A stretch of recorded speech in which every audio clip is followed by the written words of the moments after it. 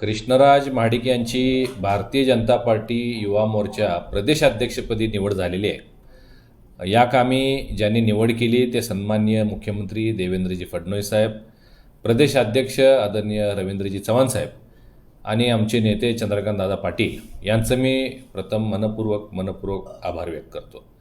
कृष्णराज हा गेले 7-8 वर्ष सामाजिक कामाच्या माध्यमातून, डिजिटल प्लॅटफॉर्मच्या माध्यमातून, युवक संघटनांच्या माध्यमातून कार्यरत आहे.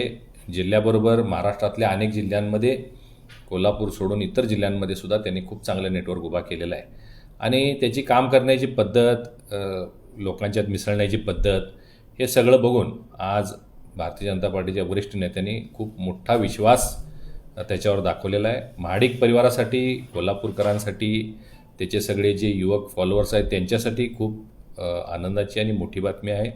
प्रदेशाध्यक्षपद म्हणजे हे सर्वोच्च पद झालं. एका युवा कार्यकर्त्यासाठी खूप मोठा सन्मान आमच्या नेतेमंडळींनी दाखवलेला आहे. मला विश्वास आहे की कृष्णराज या संधीचं सोनं करेल.